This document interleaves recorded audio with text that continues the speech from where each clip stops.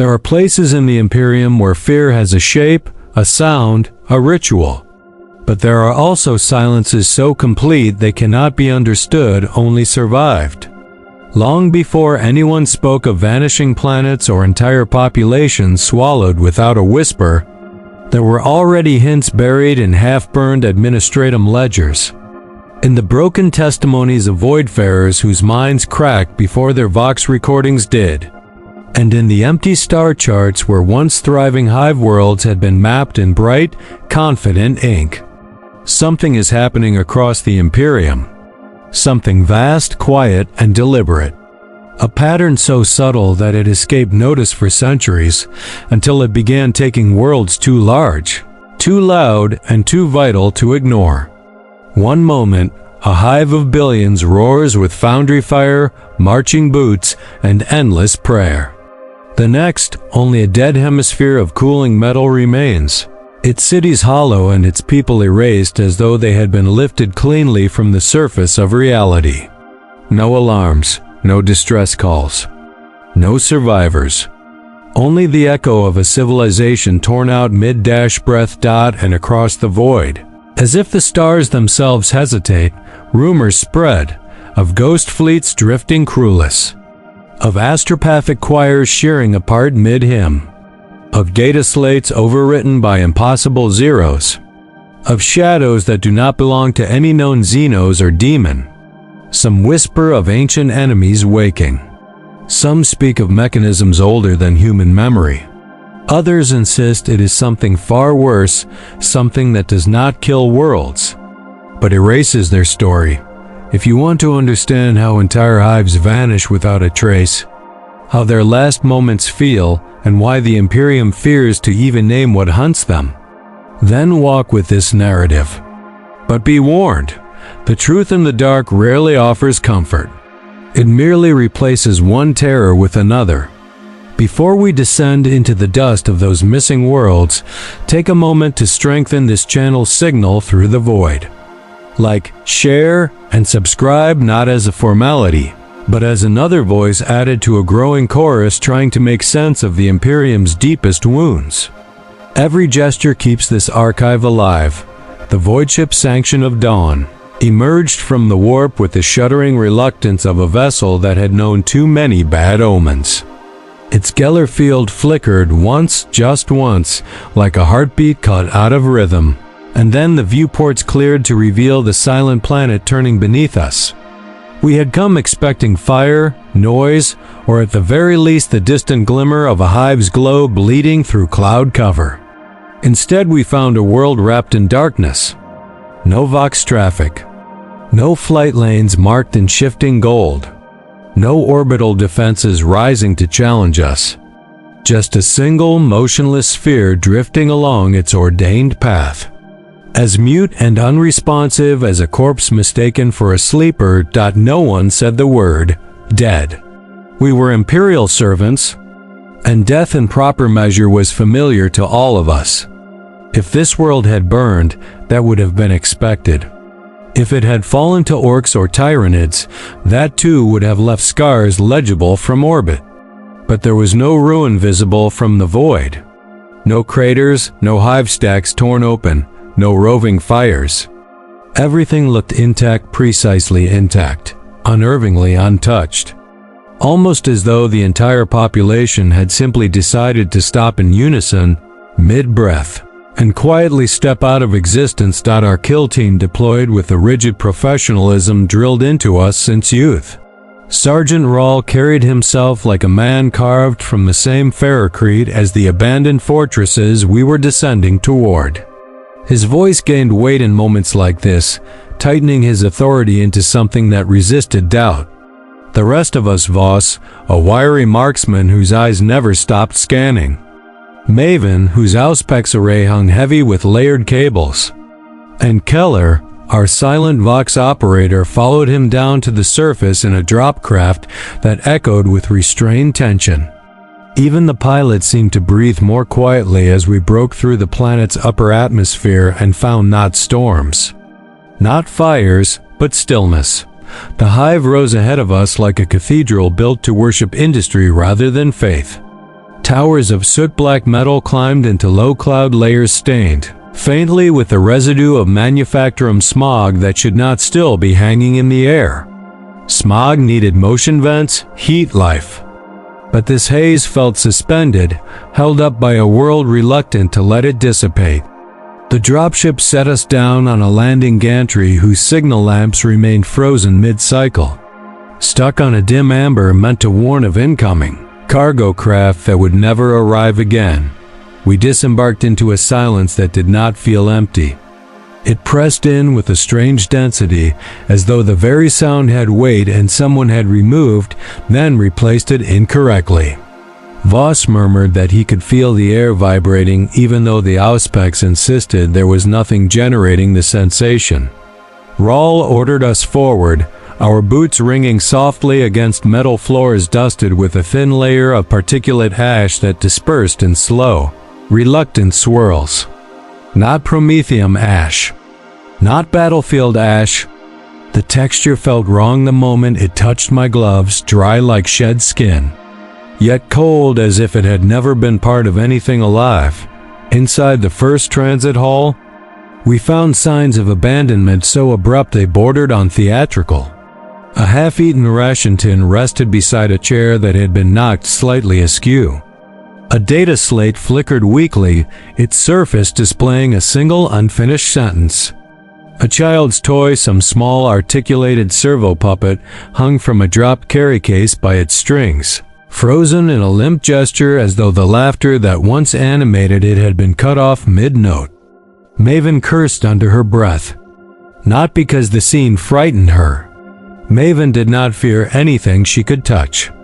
But because this empty hall felt like it should have been filled with echoes, and it wasn't. Even our footsteps felt dampened, swallowed before they could properly form. Keller tried again to reach the ship. His voice passed through the Vox grill in a strained whisper, distorted not by interference, but by something subtler. The signal returned to us warped, muffled, as though traveling through layers of wool. He frowned behind his rebreather and adjusted the frequency. Nothing improved. The sergeant told him to keep trying, but there was a hardness in Rahl's gaze that suggested he already understood the truth. We were here alone, and this world wanted it that way. We pushed deeper into the Hive's outer tier. Past vendor stalls abandoned mid-transaction. Past conveyor belts that had halted with perfectly symmetrical precision. Past lifts stuck between floors with their doors half open as if someone had pried them apart in the seconds before they vanished. The deeper we walked, the more the air changed. It wasn't colder. It wasn't warmer. It simply felt heavier, as if the Hive itself were holding a breath it had no lungs to exhale. I found myself checking corners. Not out of tactical necessity, but out of the irrational expectation that something would finally step out, something that had been watching us since we landed. Then Maven's Auspex caught the first anomaly, a heat signature. Not warm, not human. Something residual, like the ghost of thermal energy left behind by an event that shouldn't leave ghosts at all. She traced it to a wall panel where the metal had twisted slightly, not melted, not cut deformed by pressure without force. Rahl reached out to touch it. The instant his gauntlet made contact, the metal vibrated with a faint, almost inaudible hum, like a memory surfacing beneath the surface tension of reality. And that was when we realized the Hive wasn't empty. It was wounded. Rahl pulled his hand back slowly, as though touching the warped metal had stolen a fraction of his strength. None of us spoke for several breaths. The Hive's quiet seemed to recoil from us, as if offended that we had disturbed one of its scars. Voss tilted his head, listening as he always did when intuition whispered louder than sensors. And then he muttered that the vibration hadn't radiated outward, it had traveled inward. Deeper into the wall, like something retreating from the contact rather than reacting to it. Maven tried to chase the signal again, sweeping her Auspex in slow arcs. But whatever faint remnant she had detected dissipated with a softness that felt intentional, avoidant, almost. Shied out, we advanced more carefully after that. Every corridor, every junction, every doorway became an exercise in deciphering what had happened rather than merely observing it. Rahl kept our formation tight, but there were moments when even he seemed unsettled, those subtle shifts in posture only a long-serving comrade would notice. At one point, we passed through an assembly hall built to hold thousands of workers awaiting shift assignments. Rows of benches stretched out before us in perfect order, but upon them lay hundreds of identical pairs of gloves. No hands, no bodies. Just gloves placed neatly, fingers curled inward as though resting after long labor. Voss whispered that he didn't believe the workers had removed them. He believed the gloves were what remained when everything else stopped existing. In the center of the hall, a Vox tower still flickered with dim gold runes. Keller approached it, wiped ash from the console, and attempted to retrieve the last transmission sent from this sector. What emerged was not a message. It was a single sound, repeating every 6 seconds. A breath drawn in, never released. The kind of breath someone might take when preparing to scream or pray. The Vox tower had recorded it endlessly, looping the same half-inhale as though the person had never reached the moment of exhalation. Keller cut the playback. None of us wanted to hear what might follow if we let it continue too long. The Hive's transit rails offered our first descent into its deeper levels. We boarded an unmoving carriage, its interior lit by pale lumen strips that flickered as though startled awake by our presence. Maven examined the control panel. Everything was operational, intact, without any sign of forced shutdown. It should not have been possible for a hive of this size to simply freeze without catastrophic failure. Infrastructure like this was meant to collapse violently when denied human oversight. Instead, everything sat in perfect arrested balance. The carriage moved the moment Rahl touched the command rune, gliding along the rail as if the hive itself had been waiting for someone to instruct it to continue. The motion felt wrong, not sluggish, not unstable, just a fraction too smooth, like water running over polished stone where once there had been grooves to guide it. The windows showed the outer hive tiers fading behind us, replaced by deeper strata of habitation blocks and production halls. Entire neighborhoods passed in silence. Abandoned laundry lines still swaying despite the absence of wind. Street vendors' carts positioned in mid-service arrangements. Tram lights locked on yellow forever. Voss leaned close to the window, scanning the darkness between structures.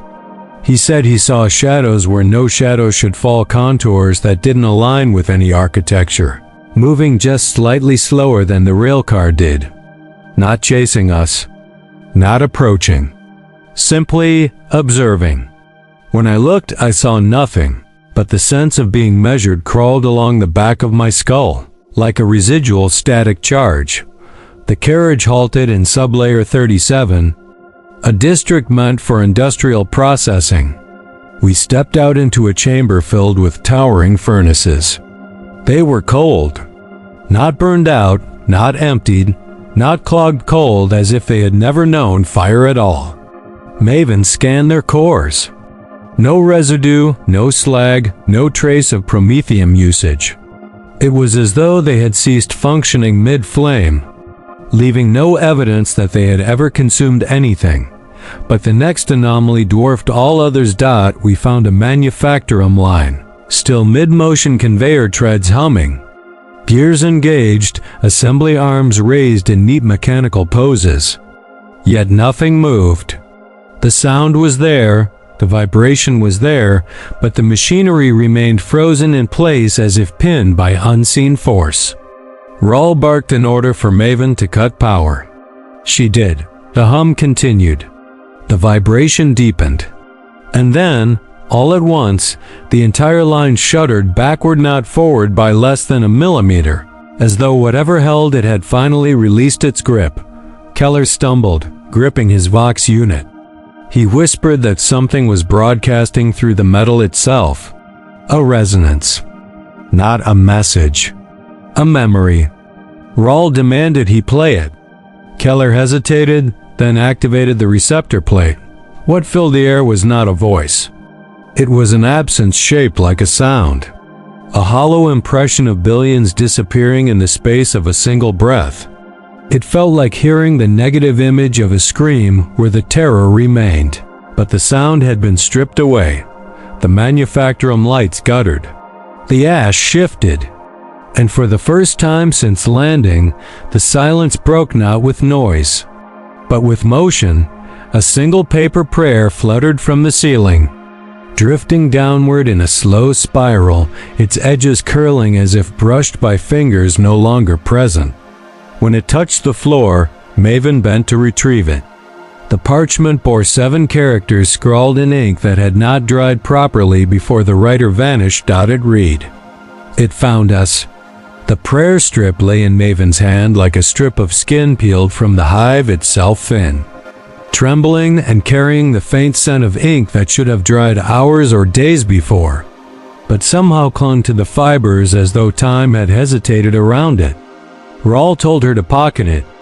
Any trace of the vanished population was now evidence, and evidence felt like the only shield we possessed against whatever had happened here.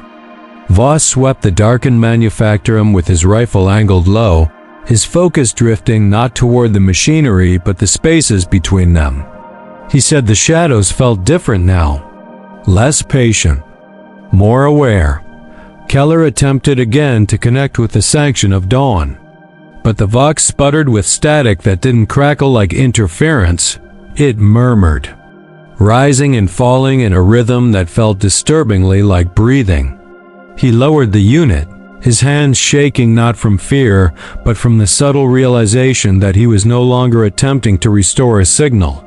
He was trying to break free of something unseen that had already wrapped itself around the transmission channels.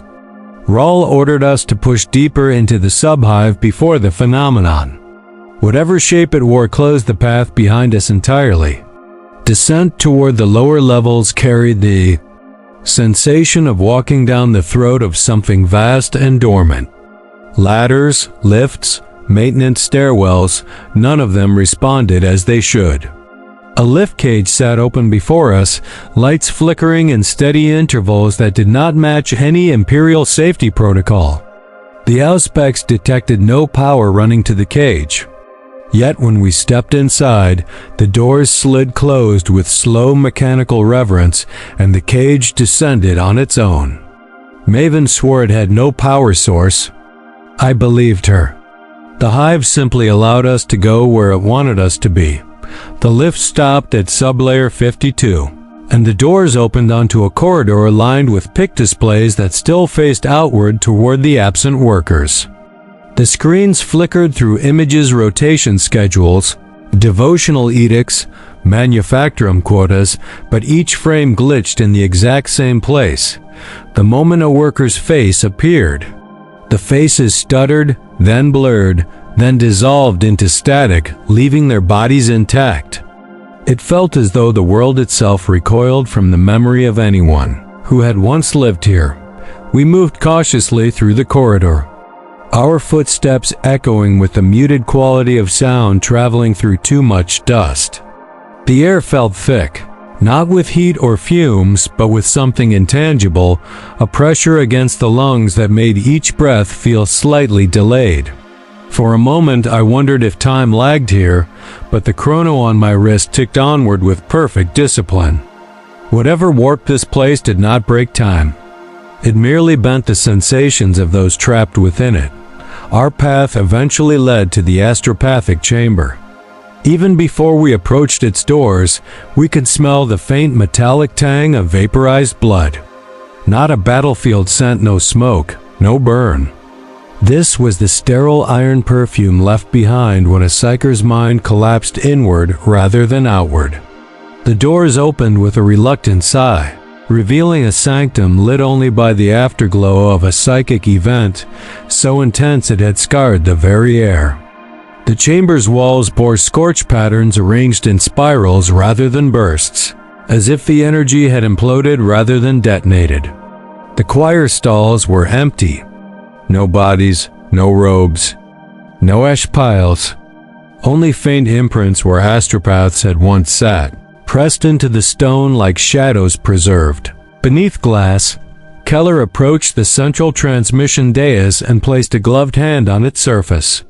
A tremor passed through him immediately, subtle enough that he might have concealed it had I not been standing beside him. He whispered that the dais still held a residue not psychic, not warp-tainted, but something colder, sharper. Like the echo of a signal that had sliced through the minds of the entire choir in a single instant. Maven joined him, scanning the surface. Her auspex shrieked once, then died, its display collapsing into nothing but a black void. Not static, not error, void. Rawl knelt by one of the choir stalls. The stone was warm beneath his glove, but not in any natural way. It radiated a quiet hum that seemed to press upward into his hand. He withdrew quickly, muttering that the hive felt like it was trying to remember something and failing. I asked him what he meant. He didn't answer. Instead, he rose, ordered us to secure the chamber perimeter, and turned toward the inner sanctum door. When Maven forced the lock, the sanctum opened with a whisper that sounded almost grateful. Inside, we found the first true sign that the event here had not been passive. The astropathic conduit, normally a towering column of C-reactive crystal, had cracked along its full length. But the break was not jagged. It was smooth, polished, like the inside of a bone carved by a predator that never touched the surface. Something had hollowed it from within. Voss staggered backward. He said he felt a pressure behind his eyes, as though someone had leaned close to him and inhaled through his skull. I felt it too, a coldness brushing the edges of my thoughts. Searching for something, failing to find it, and withdrawing with almost polite indifference. And then, from the far end of the chamber, a single pic display flickered on. A video began to play without sound. It showed the astropathic choir moments before whatever had happened. They were mid-chant, mid-motion, and then they vanished. Not in a blur, not in an explosion, they simply blinked out, leaving the dais untouched, the air undisturbed, the world robbed of their presence with surgical precision. The recording ended. The chamber lights flickered. Somewhere nearby, metal groaned, not from strain, but from awakening. The groan rolled through the chamber like the slow shifting of a leviathan buried beneath the hive. It wasn't loud, yet it traveled through the floor, climbing the bones of our legs and settling behind the heart with a weight that felt older than the structure around us. The cracked conduit dimmed as though the sound had stolen the last of its luminescence. Even Rawl froze, and for a man who had survived 4 deployments against Tyranid splinter fleets, stillness did not come easily. Voss raised his rifle toward the far wall, tracking movement none of us could see. But his breathing hitched in a way that betrayed that he wasn't aiming at a threat, he was bracing for one. Maven circled the dais with her, auspex still dead in her hand. She tapped it once, twice, but the device remained a lightless weight, refusing even the courtesy of a diagnostic rune. She murmured that whatever was happening here wasn't merely environmental or psychic. It was structural, foundational. The hive was transforming beneath us in ways that broke no laws of physics, because they did not obey them to begin with. Rawl cut her off before she could say more. Speculation frayed discipline. And in a place where reality had already loosened, we could not afford even internal fractures. Keller knelt beside the cracked conduit, placing his Vox unit near the polished break as though attempting to eavesdrop on a conversation the hive had with itself. The device did not activate, but it vibrated gently, as if responding to a low-frequency pulse we could not hear. He whispered that the resonance reminded him of astropathic harmonics, except colder, emptier, like a choir singing in reverse, drawing sound inward rather than projecting it outward. He reached toward the conduit, Rawl barked for him to step back. Keller froze mid-motion, then slowly withdrew, his hand trembling after he lowered it. He said that for a moment he felt as though the conduit had recognized him. And not with hostility, with curiosity. The chamber temperature shifted. Not colder. Not warmer. Simply displaced, as though air from another place had slid into the room and settled over us. Voss's visor fogged for a heartbeat, then cleared in the exact pattern of a handprint dragging downward. He tore the helmet from his face, swearing that something had passed in front of him, though nothing had touched him. The oxygen mix tasted stale and miry brother, metallic in a way that evoked old coins or blood left too long on steel. The kind of taste that heralded warp phenomena, but without the screaming pressure of a true breach. Rawl ordered a tactical withdrawal to the maintenance corridors below, the astropathic sanctum. We moved without hesitation, not out of panic, but the soldier's instinct to create distance when a battlefield stops behaving like a battlefield. The sanctum doors closed behind us with a soft hiss, sealing the chamber as though it had always intended to swallow the evidence it briefly allowed us to witness. The maintenance corridor stretched into dimness, lined with pipes that should have rattled with pressure flow but instead sat completely inert. Dust lay thick on every surface, yet none of it stirred from our passing. The ash that had coated the upper hive was present here too, but finer, almost powdered. When Voss brushed a gloved finger through it, the ash did not cling. It slid off as though rejecting the touch of anything still alive. Far down the corridor, a faint glow pulsed through the gloom. We advanced cautiously, weapons raised, steps silent, except for the faint soft thud of boots on steel that no longer resonated convincingly. The glow came from a half-open cogitator vault. Inside, dozens of data slates lay scattered in meticulous patterns arranged in spirals, aligned along geometric shapes, stacked in ways no human worker would bother with. Maven knelt to inspect one. It flickered weakly, displaying a grid of coordinates that changed every few seconds. Not cycling, not looping, generating, updating dot coordinates of Hive sectors, coordinates that no longer existed. Each time a sector appeared on the slate's map, it dissolved into blankness moments later, as if the cogitator attempted to reference structures that had been removed from its memory. Maven whispered that the data corruption was too clean, too precise. Not the work of a virus. Not natural decay. This was deletion without residue, the kind only achieved by systems designed to unwrite rather than destroy. The glow intensified briefly. Keller turned his Vox unit toward the vault speaker node. A sound seeped through, soft, rhythmic, a kind of pulse that rose and fell like breathing through water. Beneath it, something else stirred. Not words. Not language. A texture of absence, layered in ways that suggested intention. The Vox unit warmed in Keller's hands. Rawl moved to pull him away, but then the speaker crackled sharply. A single syllable emerged, not spoken, implied. A hollow, impossible sound that felt like listening to a scream from the wrong side of silence.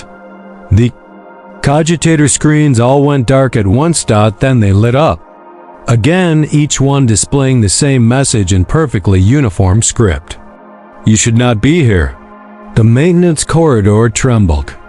Pipes groaned. Somewhere behind us, a door slammed shut, though no wind existed to move it.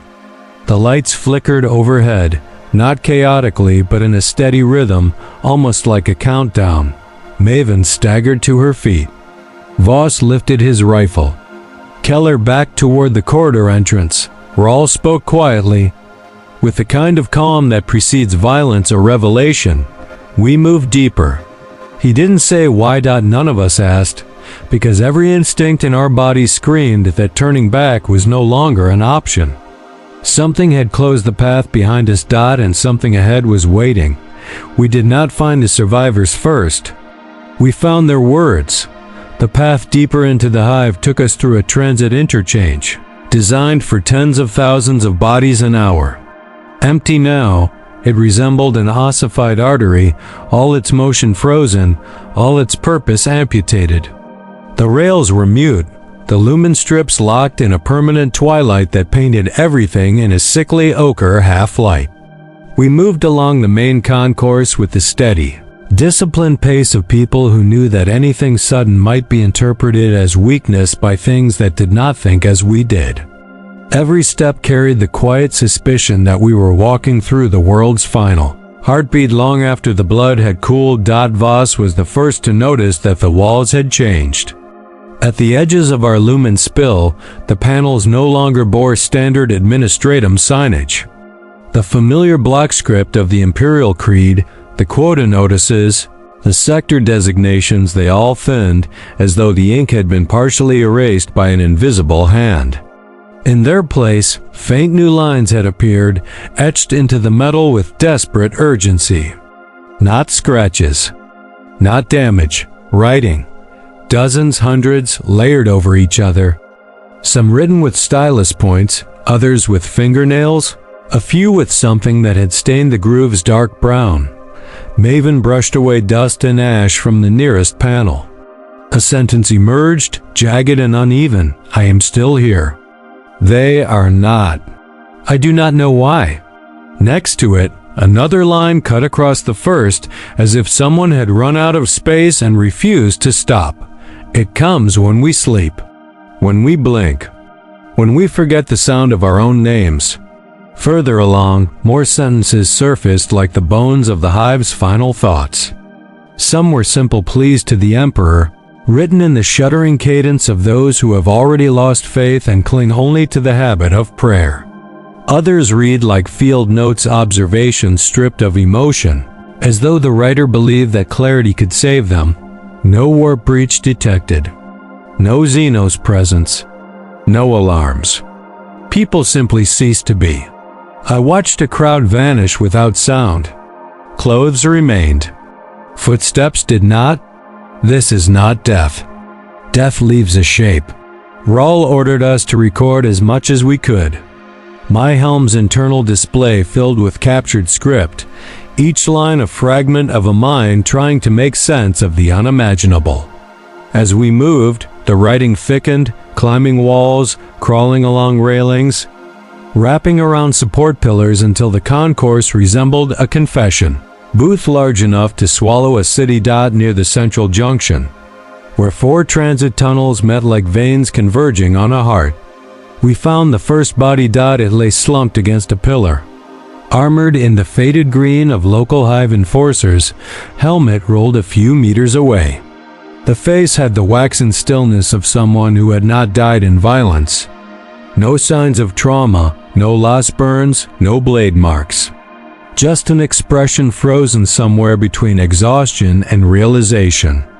In one hand, clutched so tightly the knuckles had locked in rigor, the enforcer held a small, cracked data slate. Maven pried it loose with the care of a chirurgeon extracting shrapnel. For a moment, the slate stayed dark. Then, as if encouraged by the contact of living fingers, it flickered to life. A single vox log awaited playback. Time-stamped hours, only hours before whatever final event had erased this world's story. Rawl nodded once. Keller patched the audio through our helm feeds. A man's voice filled our ears. Rough, tired, but still anchored to discipline. The voice of someone who had seen riots, crimes, hab fires, and the slow cruelty of poverty, and had found ways to endure all of them. This is Senior Enforcer Malin Hadrick. Precinct 42, Upper Transit Hub, the voice said. I am recording for whoever finds this. If anyone finds this, a pause. A breath drawn in, held too long, released with a slight shudder. I have lost my squad. Not in battle. Not to disease. One by one, they miscounted. That's the only word I have for it. I would turn and there would be one fewer. No scream, no weapon discharge. No blood. I began writing their names on my arm so I could keep track. I ran out of space. Not because there were so many, because I kept forgetting who was missing. The sound of distant footsteps echoed faintly in the recording, though no one spoke. I tested the Vox. No response from command. I tried the precinct channel. Nothing. I walked through 3 hab stacks. The doors were open. Food still cooking. Water still running. No people. Clothes left behind. Tools still warm to the touch. It's as if... Another pause. The scrape of gloved fingers against metal. As if something reached into the world and sifted out only the parts of us that thought, felt, remembered, and left the rest. Behind the words, we could hear a low hum. Not mechanical. Not warp. Something in between. A presence expressed as vibration. I have seen people die, Hadrick continued. Shot, burned, crushed. Their remains make sense. The world knows where to put what's left. This does not. I watched a crowd on the upper concourse vanish. Hundreds of them. I saw them. I smelled them. I heard them. Then the lights flickered, and when they steadied, only clothes remained. No bodies, no bones. Their footfalls ended mid-step.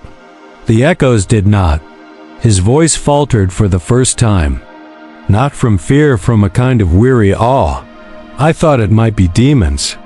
It would almost be a relief. But there's no screaming in the walls. No whispers, just subtraction. Clean, silent, precise. The hum behind his words rose, just slightly.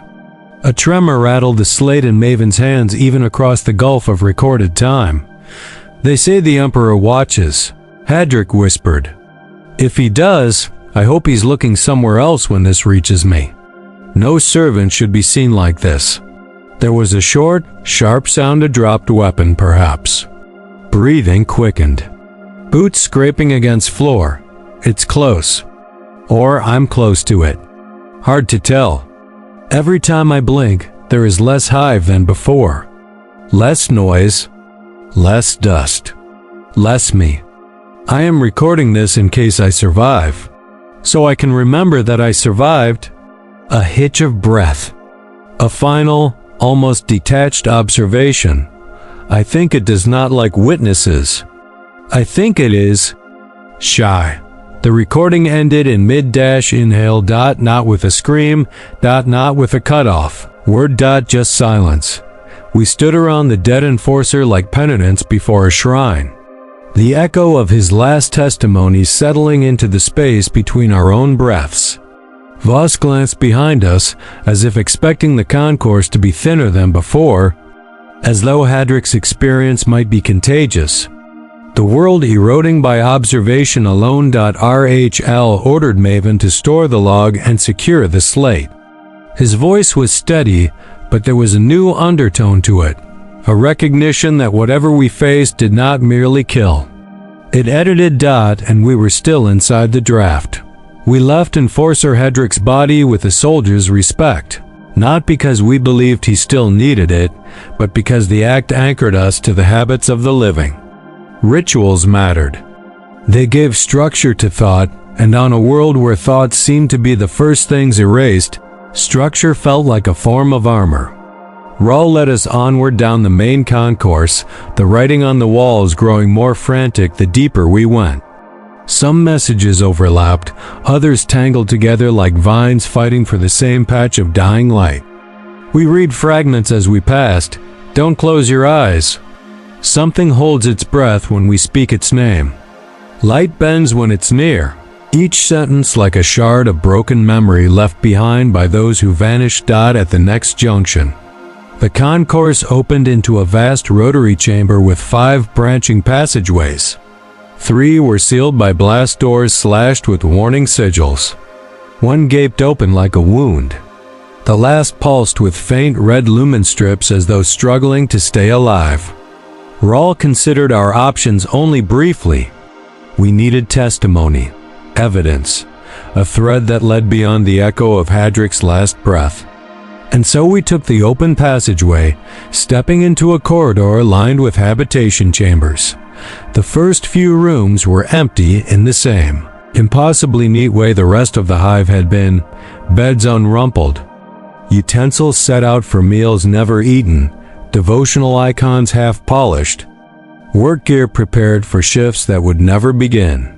Then we found the first sign that someone had lived long enough to resist. A door barricaded from the inside. Voss pried it open with careful force. Bracing legs, rifle raised the moment it gave way. The room beyond was lit by a single lumen lantern set on the floor, its battery long dead but still exhaling a faint afterglow like the embers of a dying campfire. The air was stale, touched by the sour breath of fear. Against the far wall sat a woman, knees pulled to her chest, her eyes open but unseeing. A civilian by her clothes, hab worker, perhaps a manufacturing attendant. She was not dead, not yet. But her mind was already a half-evacuated chamber. Maven approached slowly, speaking softly, keeping her hands visible. The woman did not react until we stepped fully into the room. And then her gaze snapped toward us with such raw shock that for a moment I feared she would break apart from the motion alone. "You're still here," she whispered, as though accusing us of something blasphemous. "You're still here. You're still." Her voice frayed into a laugh that held no joy, only brittle relief, the kind that shatters under its own weight. Raul knelt beside her. He asked her name. She struggled to remember it. Not in confusion, not in trauma, but in a way that suggested the word had been physically removed from her mind like a tool pulled from a toolbox, leaving behind the empty outline of where it should have rested. "Lysa," she finally said, though her tone suggested she wasn't convinced. "My name is Lysa, I think." Keller scanned her vitals. No infection. No warp exposure. No neurological degradation. Her mind was not damaged. Something had pried pieces of it loose and simply taken them. Maven asked her what happened. Lysa blinked, and for a heartbeat, her expression emptied entirely like the lights in a hab block flickering off in perfect synchronization. When she spoke again, her voice had shifted, becoming flatter, as though she repeated something she had forced herself to memorize. "We started losing people," she murmured. At first, no one noticed. In a hive this size, someone missing their shift isn't a crisis. But then entire work teams disappeared. Then families. Then habstacks. We told ourselves it was ration riots, or forced conscription, or relocation. Anything explainable. She rubbed her temples as though smoothing wrinkles from a sheet of paper. Then, we began forgetting them. Not the grief. The memory itself. I would try to picture my neighbor's face and all I'd see was a blank space shaped like a person. As if someone had erased them cleanly, so cleanly. Her voice wavered, cracked, steadied. The forgetting was worse than the vanishing. Because if you forget that someone existed, how do you mourn them? She looked up at us, eyes wide with a question she already knew had no answer. Raul asked her if she saw what caused it. She drew a slow breath. Then another, as though preparing to lift something heavy inside her skull. "I didn't see it," she said, "but I felt it. It moved like a whole. Not a creature. Not a shadow. A hollow space that pulled everything into it, not with force, but with hunger for significance, meaning, memory. It took the parts of people that proved they lived." Her hands clenched into shaking fists, and when it grew full, it emptied itself again, as though it could only carry so much at once. The concept hung in the air like a toxin. Keller asked her how she survived when everyone around her vanished. Lysa hesitated. For the first time, fear gave way to something else, shame. "I didn't blink," she whispered. "I held my eyes open. For so long. It couldn't take me if I stayed aware. It only took those who faltered, even for a moment." It hated being witnessed. It doesn't want to be perceived. Maven asked her how she knew that. Lysa's voice dropped into a trembling whisper that barely reached our audios. Because it tried. And it couldn't. I watched the air bend around me. I felt myself thinning. My thoughts slipping. And then, something pushed back. Something kept me anchored. Just barely. Rawl asked her what pushed back. Lysa lowered her face into her hands. I don't know, she said. Maybe faith. Maybe stubbornness. Maybe it overlooked me. Maybe it's not done yet. She looked up sharply, eyes filling with a sudden crystalline terror. You shouldn't be here, she breathed. You shouldn't. The lights flickered. The lumen lantern died completely. Cold pressure swept through the room like a tide pulling back into a black ocean dot, and Lysa still alive. Still breathing began to fade, not vanish, not dissolve. Fade. As if the world were quietly forgetting her in front of us. For a long moment after Lysa began to fade, none of us moved. We weren't frozen by fear. Soldiers learned to fight fear into submission long before their first deployment. It was something else, something colder, older, a paralysis imposed not upon muscle but upon recognition itself. Watching a human being lose her place in reality was like watching ink bleed backward off parchment, stripping letters until a sentence returned to blankness.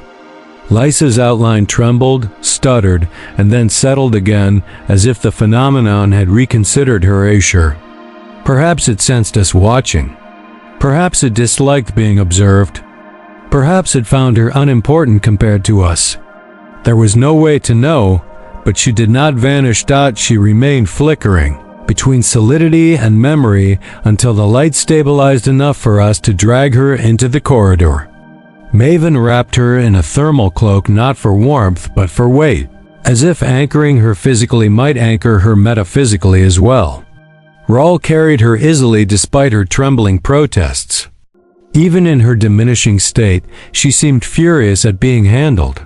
As though her pride was the last part of herself she trusted not to be stolen. The hive around us felt thinner. Hallways seemed a fraction narrower. Railings felt lighter under the glove, as though hollowed out. And when Voss glanced behind us, he muttered something that sank into my bones with the quiet force of truth. There are fewer doors than before. He was right. Entire thresholds were missing passageways. We had walked minutes earlier, now replaced by seamless metal plating. As though the architecture had been redrawn behind us. The hive wasn't collapsing. It was editing itself. Curating which parts of its existence were necessary. The corridors ahead remained, and so we pushed onward, driven not by confidence but obligation. Lysa's survival partial, though, it was meant there was something to be learned here. And that learning might be the only weapon we possessed against the impossible. We reached a cargo elevator shaft that plunged toward the hive's infrastructural heart, its manufactorum vaults, its cogitator nexus, its administratum core. When Rawl activated the control rune, the platform descended with unsettling smoothness, carrying us down through layers of metal and memory. The air grew colder with each passing level. Not the cold of neglect or mechanical failure, but a conceptual cold, as if warmth itself were a memory too fragile to maintain. Partway down, the lift shuddered to a halt. Not violently, more apologetically, as if something had placed a gentle hand atop the cable and told it to rest. In the stillness, Keller broke the silence. You know this isn't isolated. His voice was quiet, but not uncertain. He'd been thinking it for hours, perhaps since the manufactorum first hummed with that inverted resonance. This has pattern, purpose. I've heard things from ship crews. Rumors from passing regiments. Choirs going silent without warning. Supply worlds failing to report. Entire agri-sectors whose tithes never arrive. Administratum scribes rewriting star maps because they're convinced someone misfiled entire planets. Rahl didn't turn to look at him. Rumors aren't reports. Keller shook his head. Some disappearances get buried as clerical error. Others get classified before anyone can question them. But there was a world Ephraim Secundus gone from all but the oldest charts. And before that, a forge keep in the Halcyon Drift. Vanished, not destroyed. Not invaded, removed, and no one agrees what removed them. Maven leaned against the lift railing, eyes tracing the shifting shadows along the shaft wall. I heard something on my last deployment, she said. A tech priest claimed an entire data vault in the Noctis Theta cluster rewrote itself overnight, erased all reference to a subforge and its workers. When the local explorer team cross-checked physical records, they found nothing. Not ruins, not debris. Just bare rock where a colossus once stood. Voss nodded. I've heard about astropathic choirs going silent mid-phrase. Fleets losing navigation data as though the stars themselves blinked out. No warp signatures. No distress calls. Only absence. The lift resumed its descent with a soft jolt, as if the Hive had grown impatient with our hesitation. We exchanged glances. Lisa, half folded beneath Rahl's arm, shivered violently. You're talking about it, she whispered. Don't talk about it. It listens when you give it shape. It grows when you give it meaning. Voss crouched beside her. What is it? She shook her head frantically. Don't ask. Don't name it. Nothing should know it is known. Her warning clung to the air like frost. We said no more as the lift reached the sub-hive nexus, a vast chamber of pillars. Walkways and cogitator pylons that should have thrummed with the mechanical heartbeat of a living world. Instead, it lay silent. Too silent.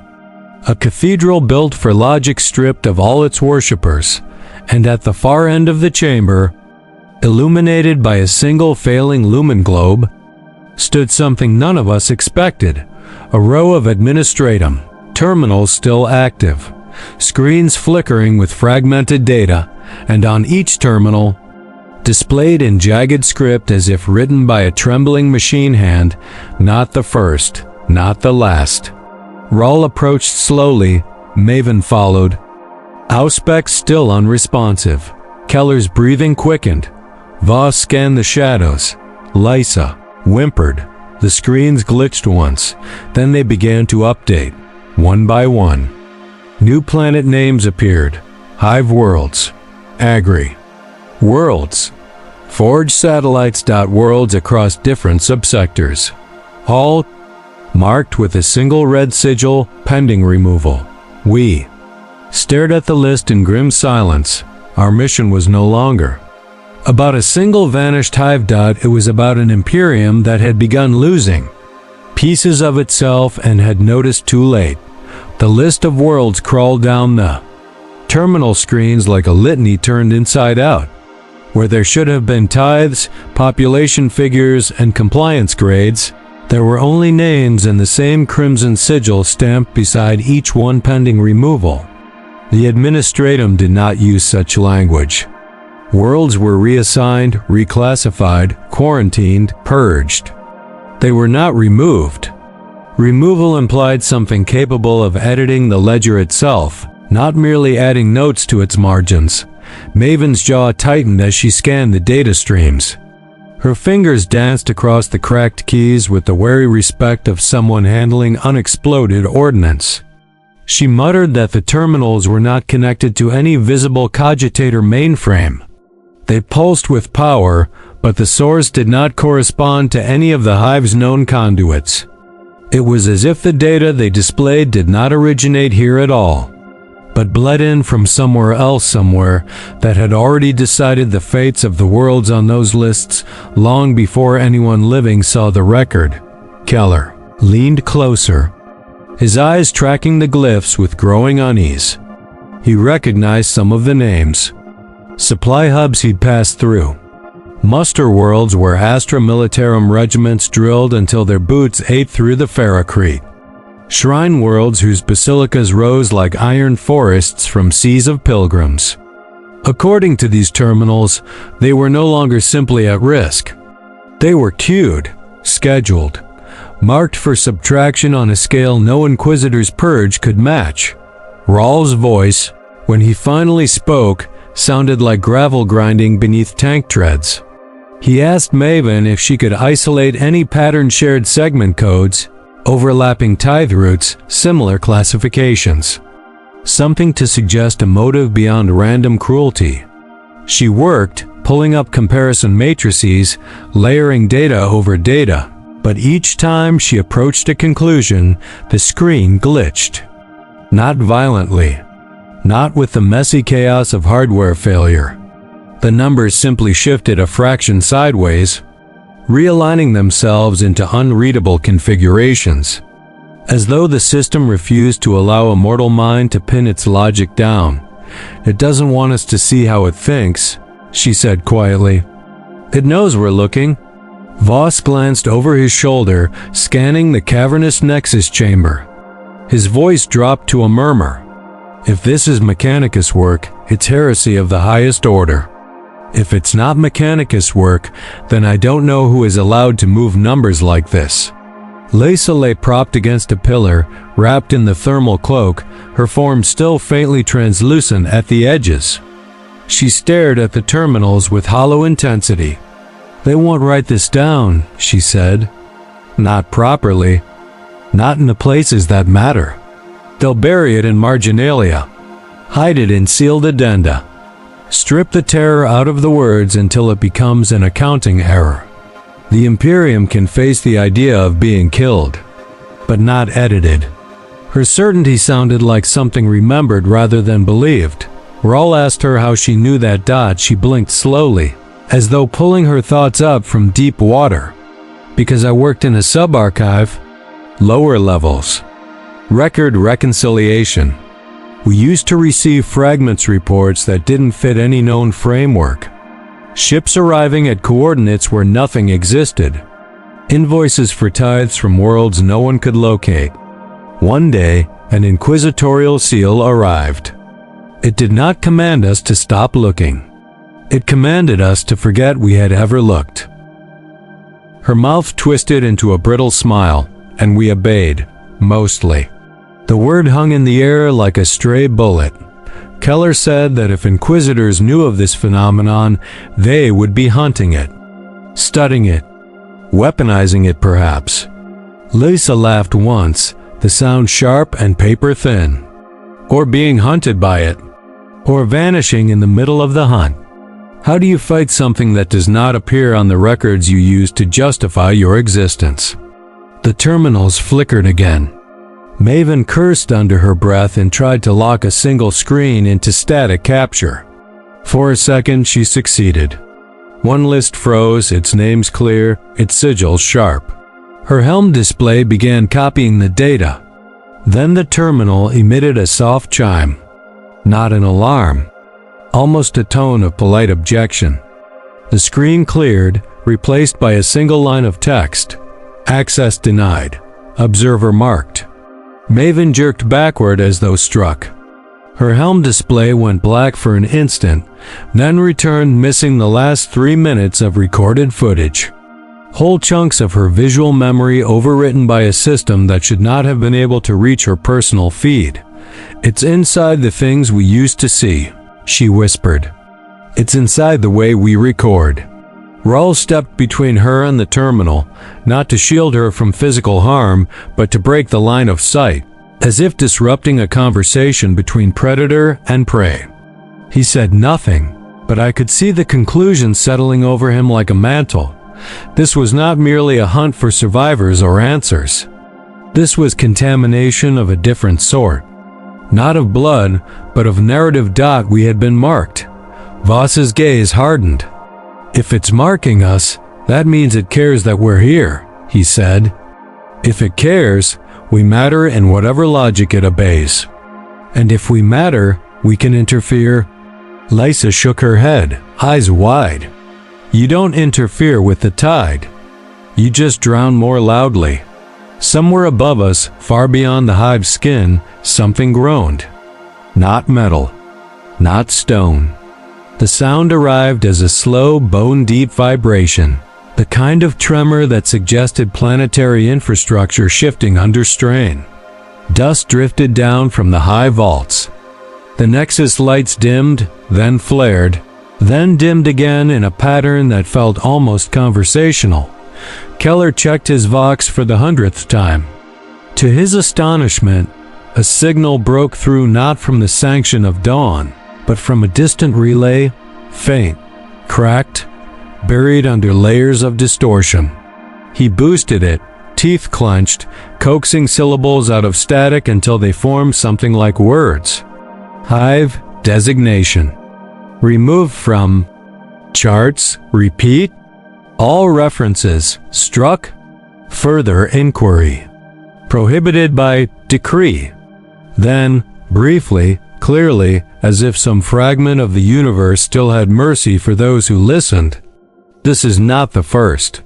The transmission collapsed. We stood in a chamber full of machines that told us we were already too late, and somewhere, on some distant world that did not yet realize it had been cued for erasure, people went about their lives paying tithes, reciting prayers, walking streets that would soon exist only as gaps in forgotten maps.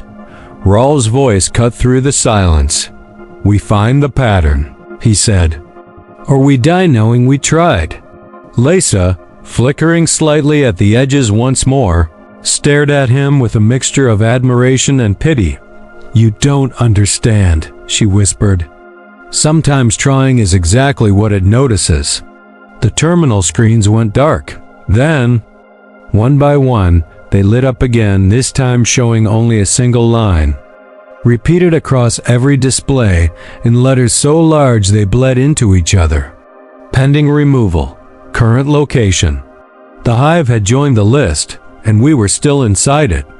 The announcement glared at us from every terminal pending removal. Current location like a death sentence handed down by a judge we had never seen.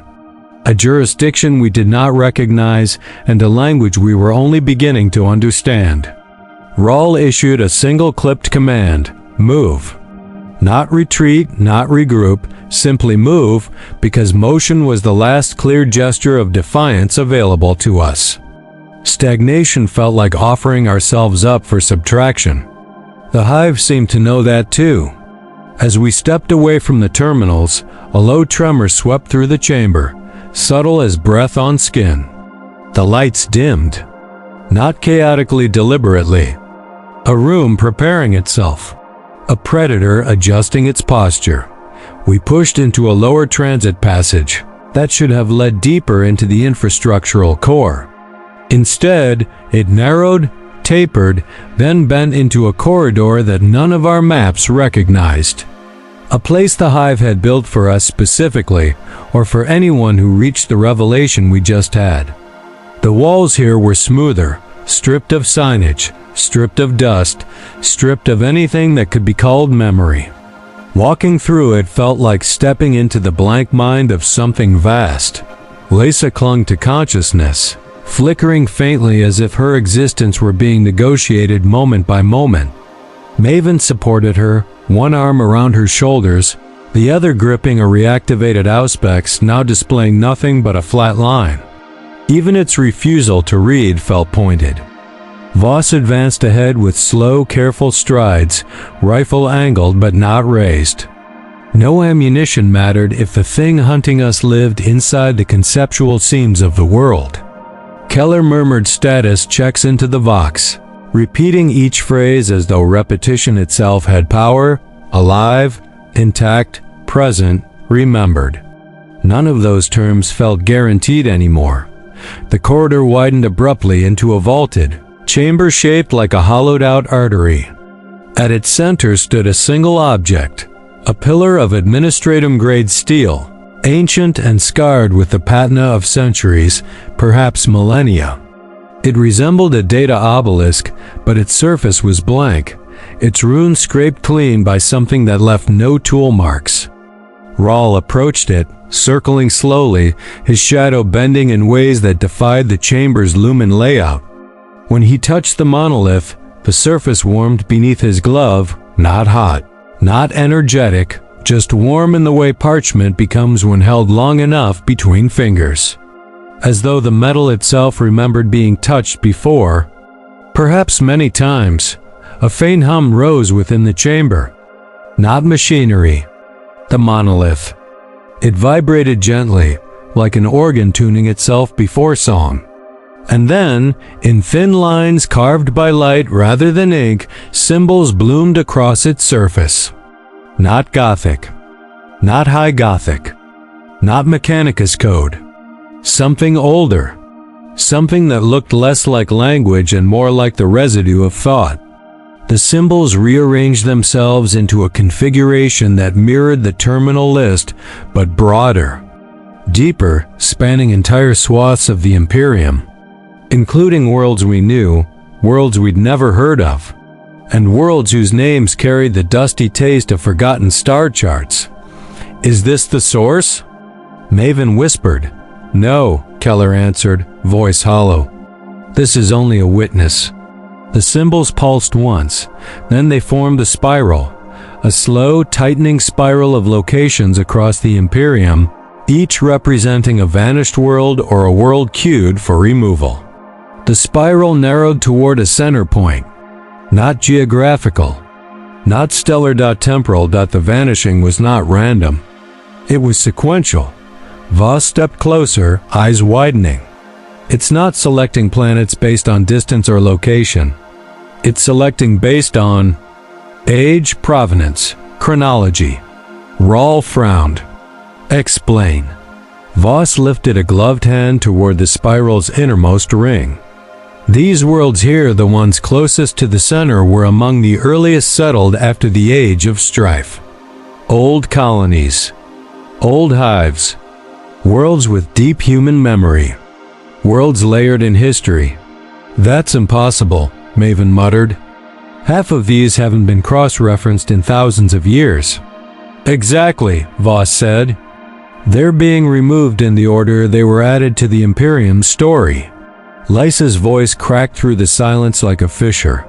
It's editing the Imperium, she whispered. From the oldest truths outward. Rewriting the ledger from the beginning.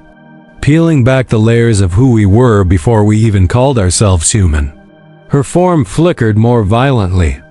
The cloak slipped through her fingers.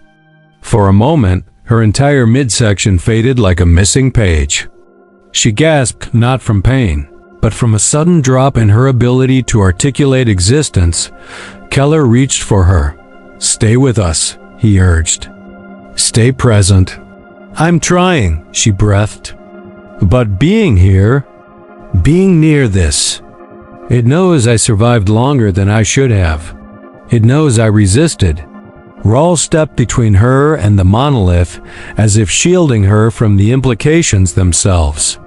If it's following a sequence, he said, we need to find out where this world sits in that order. If we know that, the monolith answered him. Symbols rearranged. One line appeared. A single entry. Removal imminent.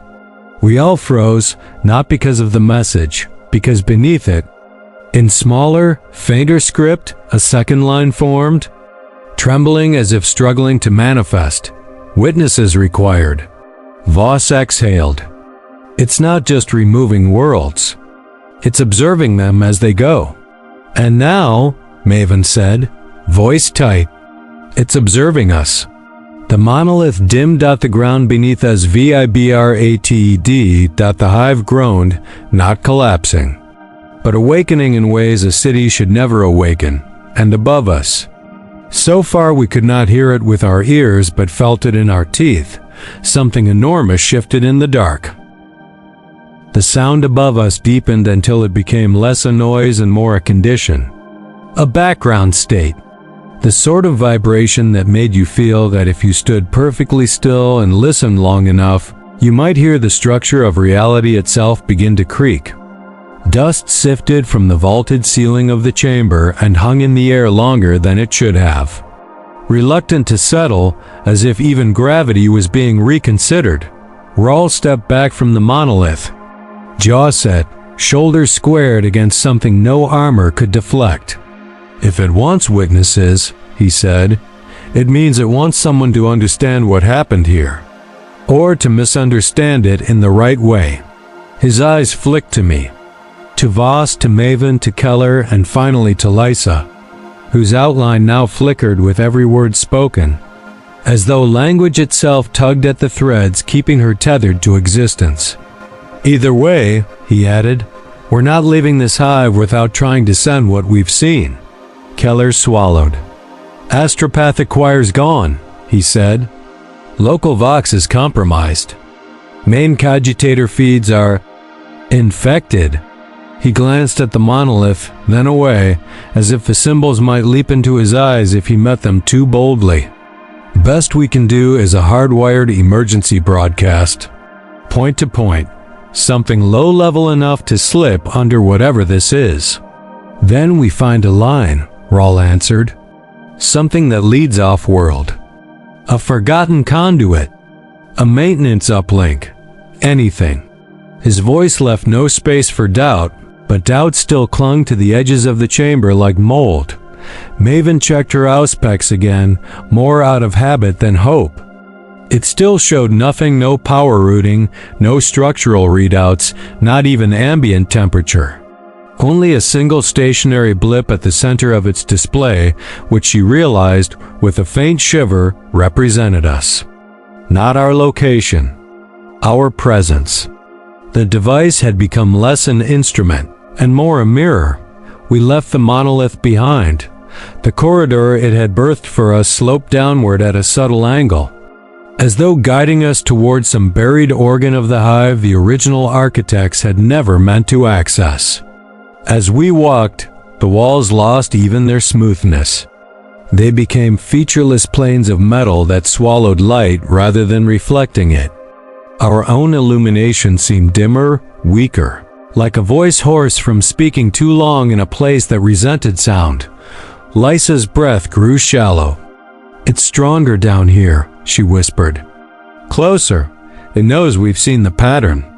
It doesn't like when anything sees more than its allotted portion." Voss shifted his grip on his rifle. "Then why keep us alive?" he asked. "Why not take us the moment we landed? We've had too many chances to turn back." Lysa stared at nothing, eyes unfocused. "Maybe it can't erase what hasn't been fully understood," she murmured. "Maybe it needs us to know enough that our removal will mean something in whatever ledger it keeps. Or maybe..." Her voice thinned. "Maybe it's just curious." The corridor opened at last into a chamber that did not belong to any hive plan I'd ever studied. It was small, almost modest compared to the Nexus halls we'd passed through. A circular room with a low ceiling, walls lined with dormant cables like veins in hibernation. At its center stood a single console not Mechanicus make. Not modern pattern. Old, crude. The kind of emergency uplink installed in the days when the Imperium was still stitching itself together star by star, before standardization sanded the individuality from its infrastructure. Keller hurried to it, checking seals, ports, power couplings. "This is it," he said. "Ancient but connected. Hard-coded uplink. It doesn't care about local cogitator authorization. It just screams into the void until something hears it." Rawl nodded. "Get it working. We upload everything. Visual logs, audio, data, the survivor's testimony, the terminal readings." His gaze softened, just a fraction. As it settled on Lysa, Maven began patching in her helm feed, rerouting memory buffers, overriding safety interlocks that protested with half-hearted warning runes. Voss took up position at the doorway, a guardian against threats we both knew would not come with teeth and claws. I moved to assist Keller, my hand steady in spite of the way the air had begun to taste thin, metallic, like the inside of a discharged shell casing, Lisa sank to her knees beside the console, fingers splayed on the cold metal floor. "If it notices," she whispered, "it will try to stop us. It doesn't like its work being traced. It prefers the universe to think in terms of accidents." Rawl crouched beside her. "Then we finish before it notices," he said. "Or we bleed knowing we made it work for the meal." She gave a small, broken laugh. "You soldiers. Always making everything sound like a battle." "If it's taking worlds," he replied, "it's already a war." Keller found the ancient activation rune buried beneath a layer of grime. He pressed it. At first, nothing happened. Then the console shuddered like a sleeper startled awake. Old capacitors hummed. A faint, stuttering lumen flickered to life across the controls. Somewhere far above us, across kilometers of dead metal, a relay stirred. "Signal path open," Keller said. "Narrowband, unfocused. It'll cast out to anything listening Imperial, Mechanicus, maybe even rogue arrays." He met Rawl's eyes. "No guarantees who hears it." "Or what?" "Doesn't matter," Rawl said. "Whoever survives the longest wins the right to interpret it." Maven fed the first data block into the uplink Hadric's final log. Then the images of the empty manufactora, the frozen assembly lines, the erased astropathic choir, the terminalists, the monolith spiral, Lysa's halting testimony. Each file transferred with agonizing slowness. Progress runes crawling forward as though each byte had to negotiate passage with something unseen in the conduit. The air tightened. I felt it as a subtle pressure behind the eyes, then deeper, behind the thoughts themselves, like fingers pressing against pages they intended to tear out. The chamber grew muffled, our movements dulled, our heartbeats somehow louder than our voices. Voss shifted his stance at the doorway. His shadow did not move with him. It lagged a fraction of a second behind, then caught up, as if reluctant to abandon its prior position. "It's here," Lysa said. Not loud, not panicked. Just stating a fact. The console's lumen strip flickered. The progress rune stalled at 87%. Then, in the center of the uplink's tiny status screen, words appeared that no machine of this age should have been able to generate. Observation acknowledged. The room chilled. Our breath moved slower, as though dragged through syrup. Another line formed beneath the first. Revision scheduled. Maven swore under her breath, pounding the console casing with a clenched fist. "It's trying to cut the transmission," she hissed. "It's rewriting the output mid-path. It wants to decide what version of this reaches the outside." Keller's fingers flew over the controls. "I can't stop it," he said. "I can only push," his jaw clenched. "Overload the buffer. Force it to dump everything at once. No filters. No revisions." Rawl didn't hesitate. "Do it." Keller rerouted all remaining power into the uplink. The lumen strip flared white, then blazed into a painful, eye-searing brilliance. The console screamed not mechanically, not electronically, but in a rising, keening whine that felt like metal remembering every impact it had ever suffered. The status rune hit 90%. 90-5.90-8. The pressure in the room spiked. Lysa cried out as her body tore at the edges, lines of her form blurring into the air like smoke. Voss staggered, dropping to one knee as if something had hooked its fingers under his ribs and pulled. Maven's Auspex shattered with a sound like bone cracking. The monolith, far behind us, answered with a low, furious hum that rolled down through the hive like distant thunder. The status rune reached 100% for a heartbeat. Everything went still. Then the uplink died. No explosion. No dramatic overload. It simply went dark, the console slumping into silence like a storyteller cut off mid-sentence.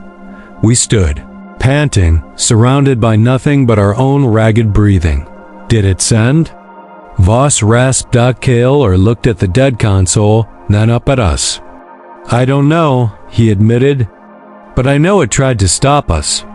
And that means we heard it, even if only a little. Lysa was almost transparent now. Her eyes shone with a faint, distant light, as if she were lit from within by some echo of the transmission. If anyone hears it, she whispered, they'll call it myth, or heresy, or corrupted data. They'll build stories around it, say it was demons, or a Ken shard, or some forbidden scrap code that slipped the leash. Priests will turn it into a parable about vigilance. Inquisitors will turn it into a warning about curiosity. Her gaze drifted through us, past us, to something else. They will all be wrong. And all be a little bit right. Rawl placed a hand on her shoulder. His fingers sank a fraction into her form before finding purchase. What do you think it is? He asked quietly. Lysa smiled, small and tired. I think... She struggled for the words. I think somewhere deep beneath the warp and beneath the stars and beneath the stories we tell about both, something began to wonder what would happen if it edited us instead of merely watching. If it changed the text rather than turning the page. Her voice thinned to almost nothing, and I think the only reason any of this is being told is because it hasn't decided yet whether our memory is worth keeping. The Hive shuddered beyond the chamber. Corridors we had walked moments before began to fold in on themselves. Doors sealing, stairwells flattening into smooth metal, railings evaporating into absence. Not collapsing, not breaking, just ceasing to have ever been. The pending removal notice was no longer a threat. It was a process in motion. Rawl straightened. Then we remember, he said. He looked at each of us in turn, as if memorizing the faces we might soon lose, even to ourselves. As long as one mind holds what happened here, he continued, it hasn't finished the edit. It hasn't written the final line. Lysa nodded, or seemed to. Her outline began to fray into threads of light. Tell it loud, she whispered. Tell it wrong. Tell it with fear and anger and the kind of faith that doesn't ask permission. Stories are harder to erase than ledgers. The floor trembled. The walls blurred. My vision swam, not from physical force, but from a strange, creeping certainty that I had never been here at all and that the life I remembered outside this hive belonged to someone else. I closed my eyes. I pictured Hadrick's last log. The gloves on the benches. The erased astropaths. The monolith spiral. The list of worlds. The words written on the wall. This is not death. Death leaves a shape. I pictured Lysa, a single hab worker who refused to blink while the universe forgot her neighbors. I pictured Rawl's stance. Voss's wary scan. Maven's stubborn hands.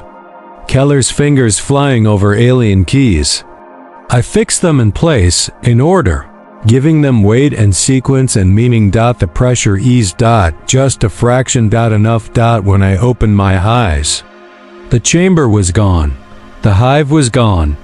I stood in the darkness between stars, or in the memory of someone standing there, or in the thin, fragile space where a story lingers after its world has been erased. Somewhere, far away, a relay crackled. A Vox node caught a garbled transmission. A scribe frowned at an impossible entry. A navigator dreamed of a hive that no longer appeared on any chart, yet refused to leave the map inside their skull. And you, listening now, feel a faint unease you cannot quite name. Maybe it is nothing. Maybe it is the echo of a world that stopped mid-breath and refused to vanish cleanly. Or maybe it is something larger. Something patient. Something that has just realized there are still witnesses out there in the dark. As long as you remember. That hive, the one that disappeared without a trace or warning. The one that fought, however feebly, to be seen. The Imperium is not yet fully edited. Its pages are thinner, but not blank, not yet.